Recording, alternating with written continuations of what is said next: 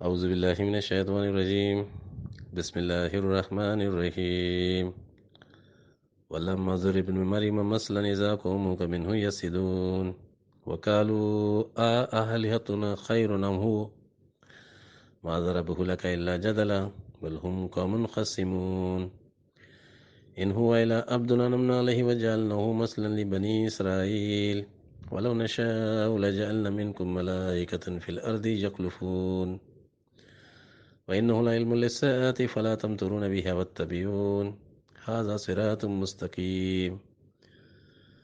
صدق اللہ العظیم۔ السلام علیکم ورحمۃ اللہ وبرکاتہ۔ یہ سورۃ زخرف کی آیتیں ہیں جس میں ارشاد ہوتا ہے، اور جب بیان کیا جاتا ہے بی بی مریم کے بیٹے کا، تبھی آپ کی قوم اس سے شور مچاتی ہے، اور وہ لوگ کہتے ہیں کیا ہمارے الہ بہتر ہیں یا وہ، اور وہ لوگ نہیں بیان کرتے اس کو آپ سے مگر جگڑنے کے لیے، بلکہ یہ قوم ایسی ہے جو جھگڑالو ہے، مگر وہ ایک بندہ ہے ہم نے انعام کیا جس پر، اور ہم نے بنایا اس کو ایک مثال بنی اسرائیل کے لیے، اور ہم چاہتے تو ضرور بناتے تم میں سے کچھ ایسے فرشتے جو زمین میں جانشین ہوتے، بے شک وہ علم الساعات ہیں، تو تم لوگ ہرگز شک مت کرو اس میں، اور تم لوگ پیروی کرو میری، یہ ایک سیدھا راستہ ہے۔ وَلَمَّا ضُرِبَ ابْنُ مَرْيَمَ مَثَلًا إِذَا قَوْمُكَ مِنْهُ يَصُدُّونَ۔ حضرت عیسیٰ ابن مریم، حضرت عیسیٰ علیہ السلام کی تصدیق کرنا عربوں میں اس وقت کوئی آسان کام نہ تھا، کیونکہ عیسیٰ علیہ السلام اللہ کے بیٹے کے نام سے مشہور ہو کر بدنام ہوئے تھے، اور عرب عیسائیوں سے جھگڑتے تھے۔ یہودیوں نے عیسیٰ علیہ السلام کا انکار کر کے جھٹلایا تھا، لیکن عرب صرف جھگڑالو رہے، کیونکہ عیسیٰ علیہ السلام عربوں کے لیے مبعوث نہیں ہوئے تھے، وہ صرف بنی اسرائیل کے لیے مبعوث ہوئے تھے۔ اس لیے عرب کہتے تھے کہ ہمارے معبود بہتر ہیں کہ وہ، جب نبی کریم صلی اللہ علیہ وسلم عیسیٰ علیہ السلام کی تصدیق کرتے تھے، لیکن نبی کریم صلی اللہ علیہ وسلم کا مقام تمام انبیاء کی تصدیق کرنے والا ہے۔ دوسری طرف عیسائیوں کا ہمیشہ یہ خیال تھا کہ مکہ معظمہ میں مقام ابراہیم ہے، اس لیے عیسائی اس پر قبضہ کرنا چاہتے تھے، اس پر قبضہ کرنے کی دھن تھی۔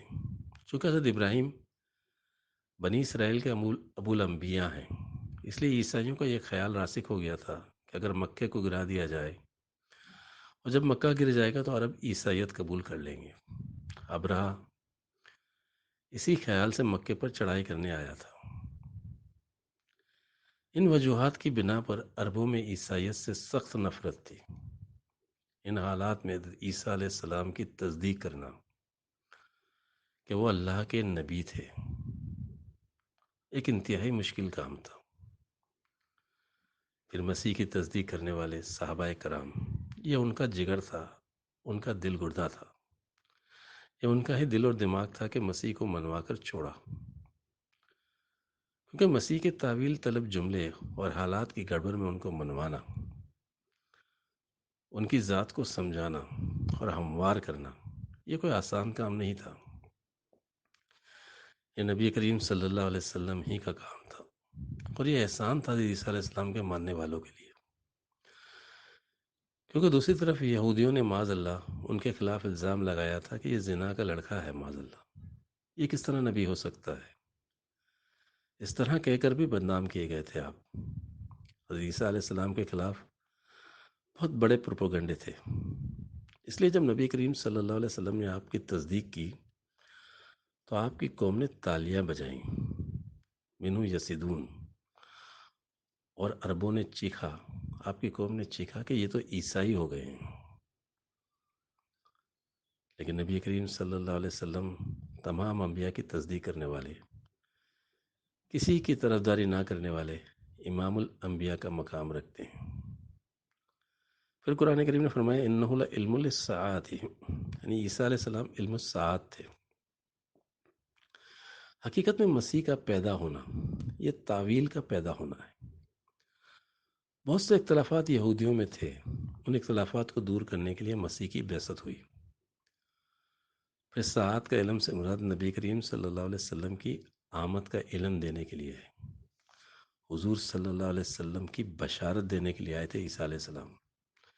جیسا کہ قرآن کریم نے فرمایا، وَإِذْ قَالَ عِيسَىٰ ابْنُ مَرْيَمَ يَا بَنِي إِسْرَائِيلَ إِنِّي رَسُولُ اللَّهِ عَلَيْكُمْ مُصَدِّقًا لِمَا بَيْنَ يَدَيْهِ مِنَ التَّوْرَاةِ وَمُبَشِّرًا بِالرَّسُولِ يَأْتِي مِن بَعْدِهِ اسْمُهُ احمد، کہ میرے بعد اب احمد آنے والے ہیں.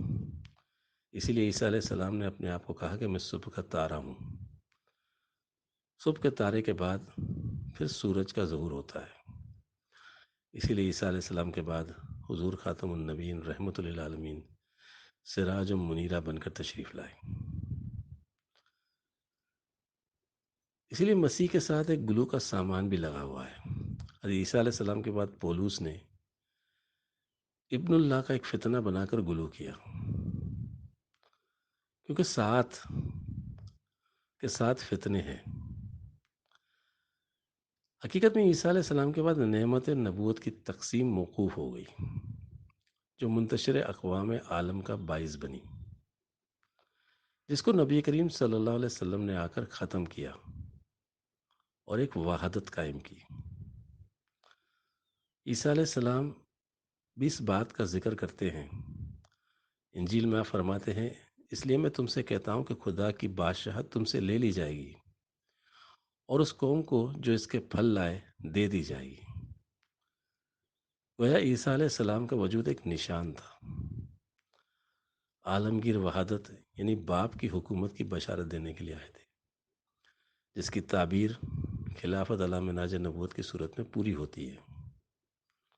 ھذا صراط مستقیم، یہی صراط مستقیم ہے. قرآن کریم نے تمام انبیاء سے فرمایا یہادی الی صراط مستقیم، یعنی اللہ نے کہا کہ ہم نے ہر نبی کو صراط مستقیم کی طرف ہدایت کی. لیکن واحد حضور خاتم النبیین رحمۃ للعالمین صلی اللہ علیہ وسلم ہیں، جن سے فرمایا گیا الی صراط مستقیم، یعنی آپ ہی صراط مستقیم پر ہیں. ابلیس اپنے مشیروں سے، یہ ایک نظم ہے جو علامہ اقبال کی ہے، توڑ ڈالیں جس کی تکبیریں طلسم شش جہات، ہونا روشن اس خدا اندیش کی تاریک رات. ابن مریم مر گیا یا زندہ جاوید ہے صفات ذات حق یا حق سے جدا جدا عین ذات. آنے والے سے مسیح ناصری مقصود ہے یا مجدد جس میں ہو فرزند مریم کے صفات. ہیں کلام اللہ کے الفاظ حادث یا قدیم، امت مروم کی ہے کہ عقیدے میں نجات. کیا مسلمانوں کے لیے کافی نہیں اس دور میں یہ الہیات کے تراشے ہوئے لات و منات؟ تم اسے بیگانہ رکھو عالم کردار سے، تب بساط زندگی میں اس کے سب مورے ہوں مات. وآخر دعوانا الحمدللہ رب العالمین.